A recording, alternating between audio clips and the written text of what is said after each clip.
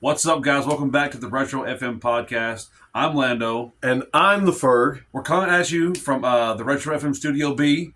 First time you guys are seeing this place. We've been gone for a while. We've had a couple of personal issues going on, not between me and the Ferg, but absolutely just not. Some stuff that's kind of family issues. But we're glad to be back with you and coming at you live, like I said, from Studio B here.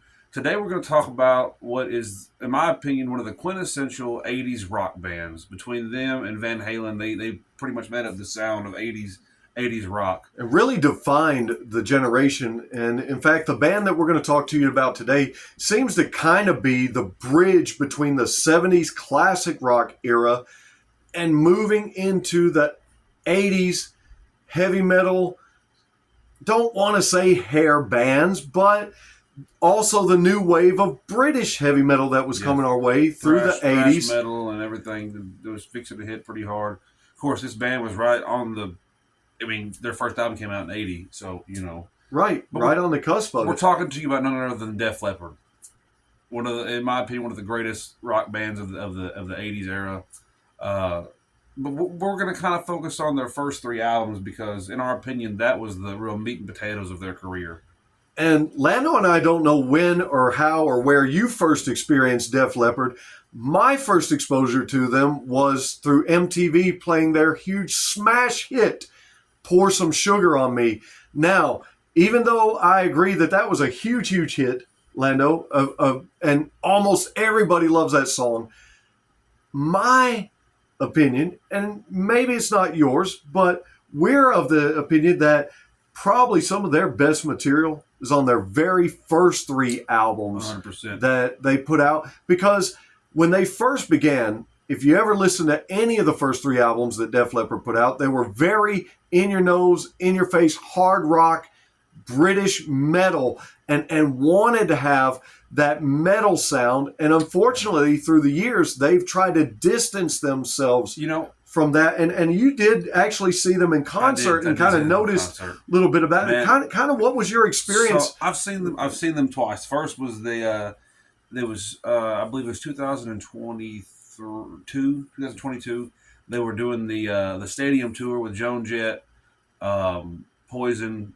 There's Def Leppard and then Motley Crue. They were all touring together.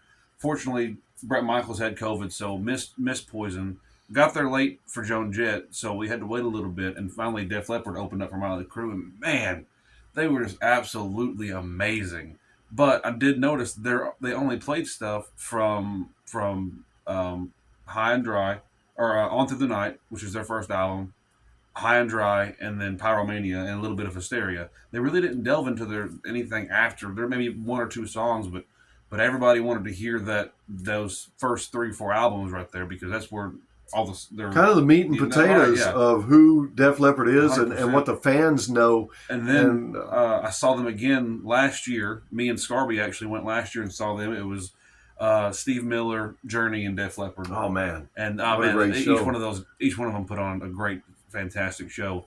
But again, they played their stuff from the first 3 or 4 albums. They didn't really delve past that. So, and I guess they kind of realize that's what people want to hear when they're coming to their concerts. And sometimes you got to give the fans exactly what they want, and that's something that vocalist Joe Elliott, guitarist Steve Clark, drummer Rick Allen, bass guitarist Rick Savage, and Pete Willis have tried to do through the years as a band is bring you guys some of the greatest rock and roll music, and we are trying to bring you some of the greatest discussions concerning rock music. And now, while we'd like to focus on the very first 3 albums, we do admit that Def Leppard had some great success with the Pyromania album, the Hysteria album. Pyromania, yes, it did sell over 12 million copies worldwide and was certified platinum 6 different times, and actually reaching diamond in 2004 for having sold over 10 million in the U.S., which is a big thing because for these bands, especially British bands, almost any band overseas has always wanted to break big here in America. If you broke big in America, you felt like you had made it.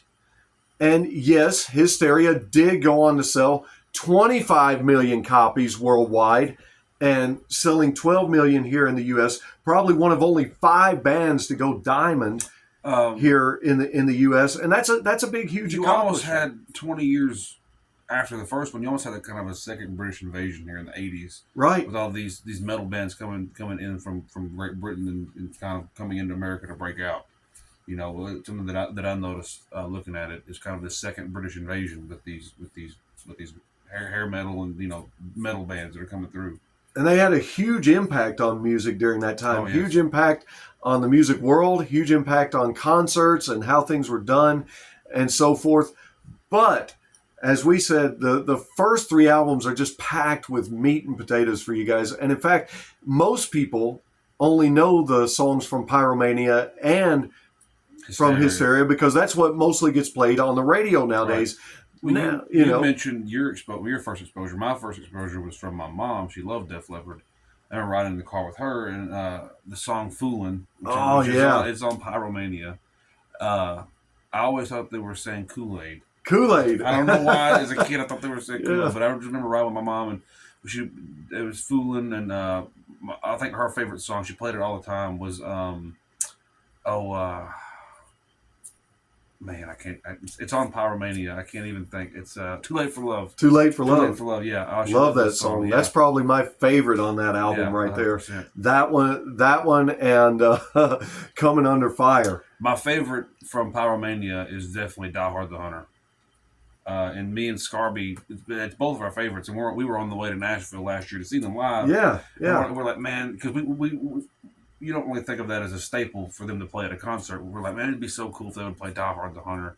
We're like, yeah, but they're never going to do it because, they're going to play Pour Some Sugar, they're going to play Photograph, they're going to play all this other stuff. And we're sitting there, and and Steve Clark comes out with an acoustic guitar, and he starts playing the intro to Die Hard the Hunter, and it takes us a minute. We're like, that's Die Hard the Hunter. We like absolutely go crazy because we're hearing this live. It's so awesome. You guys got super excited. And you got to give credit to Def Leppard for sticking with Rick Allen, the drummer. I'm pretty sure most of you listening, you know the story of how that he lost his arm and they had to build a special drum kit for him to continue playing with the band. But I think one of the most special moments for me was when I watched the concert footage, Lando, of the very first time that Rick came back with the band and they introduced him and the crowd blew up. Like, if you thought you ever heard a roaring crowd and applause, like standing ovation for Rick Allen is just unbelievable. But diving into these albums, their very first album debuted in the year 1980, and it was titled On Through the Night. Yep. Lando, do you have any favorites that you love from that album? Man, I'll be honest with you, Ferg, that's probably the one that I've listened to the least. And I hate to say that. I don't want to seem like a poser, But Rocks Off, that's a good song. Oh man, that's an amazing song. And like I said, I really haven't delved into my personal favorite album. It's a tie between High and Dry and Pyromania. So, it's a toss up there. What do you guys think? What's your favorite Def Leppard album? Leave us some comments. Comment on these videos. Give us your feedback. Tell us about your concert experience. Well, one of the songs that's on this album, On Through the Night, that I think is kind of special is the fact that they put out a song called Hello America. As I said, a lot of British bands and bands from other countries, they want to break big here in America because that means they've made the big time. And even with that song going out there and being played and record producers and others hearing that song, they still didn't break big in America with this band, with this particular album. However, it's pretty incredible that they were all teenagers when this album came out. As a lot of you rock bands were, we kind of look on that as being a thing, but a lot of very famous bands started as teenagers. The Beatles. They were young. Oh yeah, the Beatles were very teenagers. Young. A lot of bands are very young when they first start off. I will say that I really like the album cover for On Through the Night with that big semi coming right at you right there. I really enjoy that album cover. And do you remember what was under that big tarp of that semi? What was it? It was. You guys refresh my memory, Ferg. What was it? It's a huge guitar, bro. Yeah. It's a huge guitar. and they were all about guitars because if you listen to those albums, you don't hear such a high pitched voice from Joe Elliott, and you hear a lot of great guitar rock, especially on the song Rock Brigade. You want to listen to Rock Brigade. That's really good. The song Wasted Oh man, really, really great song. You mentioned Rocks Off. That one actually hits really hard. And when I first saw the title to it, I wondered if it was akin to that song Rocks Off that the Stones did on their Exile on Main Street album. Total different animal there, everybody. You definitely want to listen to that one by Def Leppard. And if you've never listened to this one, check When the Walls Come Tumbling Down. That's a good one. Yes. That's a good one. Yes. And I know John Mellencamp had a song kind of similar to that. Similar, yeah. Well, this Def Leppard song is nothing like that, guys. I'm telling you, their first 3 albums, they really came out rocking hard. Another song that I would ask you to listen to on Through the Night would be the song Sorrow is a Woman. And what a true story. All of us have been through a heartbreak, and how many rock and roll songs have been written by guys that how many songs, period? Man. About 80% of the song, every song I've ever written has been about a woman. And we're not picking on you ladies, but you guys seem to have a way of affecting our lives, and it can be good, it can be bad, but regardless of how it goes, there's going to be a song written about it by a band or an artist somewhere. I promise you. Yep. They're going to talk about a woman, and man, I'll tell you, you just hope they don't leave you high and dry. That's right. Which is their second album, which came out in 1981. And what's so special about this one, I've told people for years when I listen to High and Dry that I kind of hear a little bit of an AC/DC sound in this Def Leppard album. People think that I'm crazy. They're like, no. Especially on that first song, Let It Go. Mm-hmm. That riff coming into there, definitely could hear some early AC/DC in that. And I'll tell you why. Because none other than Mutt Lange helped produce this album, and when he came in to produce this album, he had just got finished producing AC/DC's Back in Black album. And so you can hear that influence. And on the High and Dry album, you hear Joe Elliott finally getting more of a higher pitch in his voice. Mutt Lange had a way of drawing the best out of singers. 100%. And you'll notice Clark's guitars, and I think by the time we get to Pyromania, Phil Collins gets brought in. Not Phil Collins, the drummer singer, but Phil Collins gets brought in. But Mutt was able to bring up the best, and the drums are more prominent on that album. Really, really rocking album. Really love that album. And thing of it is, on that album, they still didn't break through with a big hit, but after years and years of radio play, I think it's finally become a hit for Def Leppard, Bringing on the Heartbreak. I love that beginning riff. That you guys, if you've heard the song, you know what I'm talking about. If you haven't heard it, go listen to it. Bringing on the Heartbreak is such a good song. Amazing song. My favorite part. The vocals from Joe Elliott are just immaculate. Mixed with it's a great song. Yeah, that part in the song where he shouts out, "No!" Yeah. Oh man, you can't beat it. It's one of the best ever. But if you guys have never, ever listened to this album, we would encourage you to go and check out High and Dry. There's another song. Hit and Run is a good song. Yeah, another Hit and Run. It's one of those albums that me personally, I can sit down and just play all the way through. All the way through. Yeah. Never skip. This is I'm going to coin a term for it. This is a no-skip album. A no-skip album. Heck yeah. And there are those no-skip albums out there. Often there's polls that people put out on certain sites and whatnot, and they'll ask you, what album could you play without skipping? Lando, that'd be one for you, wouldn't 100%. And so would the next album, too.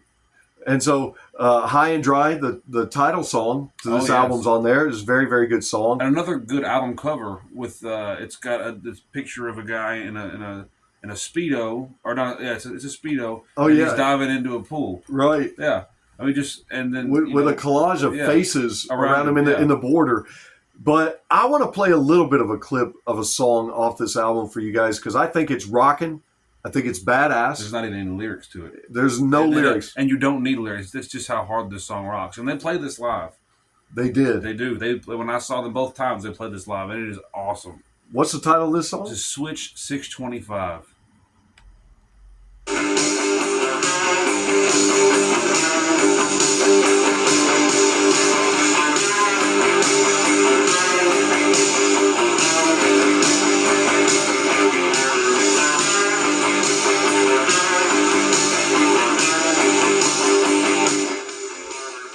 Man, it's a rocking song. That is a rocking song. God, and I would play more and more for you, but I want you guys to go check it out. Lando and I want you guys to check it out because it's worth checking out. One of the greatest songs ever written in rock history, one of the greatest albums by one of the greatest bands in rock history. When you think 80s, as Lando told you at the beginning of the show here, you got to think Def Leppard. If they're not in there, oh man, Something's wrong. Something's wrong. That brings us to their third album that most everybody knows. Wonderful album, popular album, sold multiple millions of copies worldwide. And I just picked this one up not long ago in CD form, Really? and I shot you the picture. Yes, you did. Remember? You did. I remember that. And Lando was like, dude, that's a great album.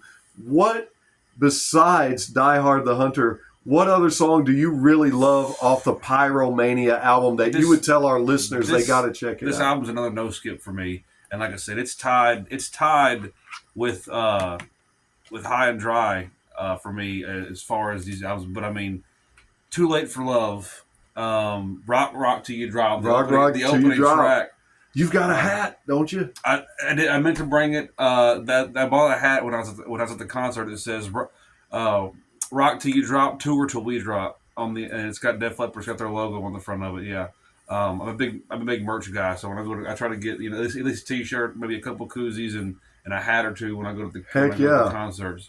But like I said, Die Hard the Hunter. Rock of Ages. It starts out with that Yeah.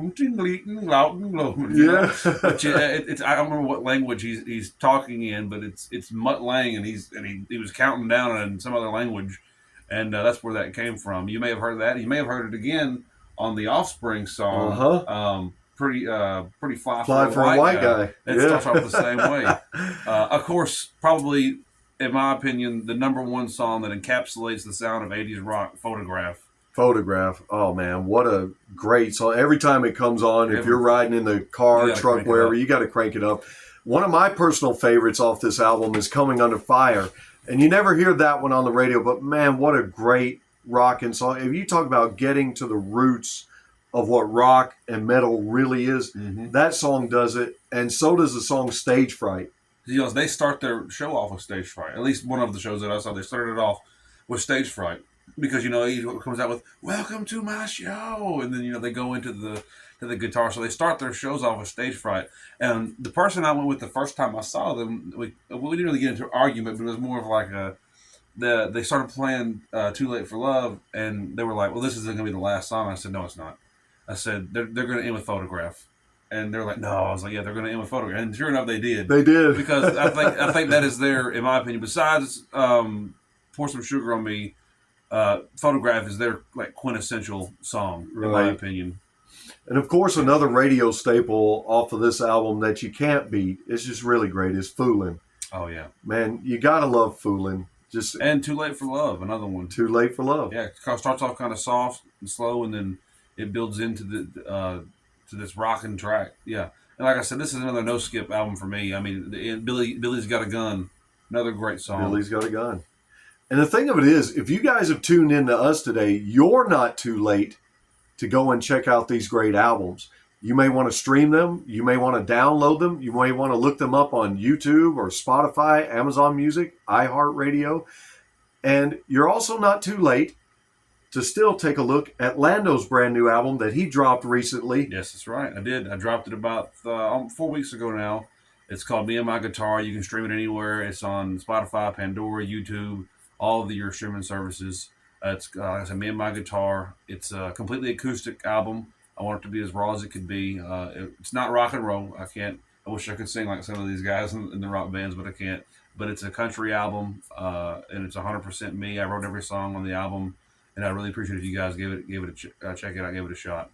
You guys check it out, listen to it, continue listening to the Retro FM podcast, continue listening to these artists that we suggest to you, and continue to like and subscribe and leave some comments for us. Tell you what you guys think. We want to know your favorite Def Leppard album, your Def Leppard experiences, your favorite song. If you've got a story from when you were a kid growing up listening to Def Leppard, definitely leave it in the comments.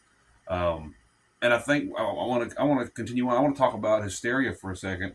Let's go. Because in my opinion, and I hate to say this because I'm not trying to put anybody down at all, but Hysteria was their last album that really was rock, hard hitting kind of, and it was definitely softer than the previous three, 100%. But you've got the song Hysteria is on there. You've got Gods of War, which was a that was song. great. Of course, Pour Some Sugar on Me was on there. But but you can almost tell 100% that they are definitely moving on to a softer, more. I don't know exactly what you would call it. Well, they moved away from hard. Right. They moved away from the hard rocking, it's just sort of heavy metal, more like a ballad. I guess you'd say it's definitely a ballad driven album, 100%. Like I said, Hysteria being, and I love Hysteria. It's one of those other songs that kind of encapsulates the feel of the '80s. Absolutely. There, but after that, I couldn't tell you a song. I couldn't even tell you an album name after Hysteria, which sounds bad. Me being such a big Def Leppard fan, I'd never really delved into anything past. And if you guys think that we're missing out because we didn't go past Hysteria, then you guys let us know. If you think that we should delve into the album post Hysteria, then we'll definitely give it a shot. We're always open to try and listen to new stuff here. The only album I could think of post Hysteria that really the audience might give a try. Mm-hmm. It didn't have the commercial success, but going back to more of a raw, grittier sound was the album Slang. Okay.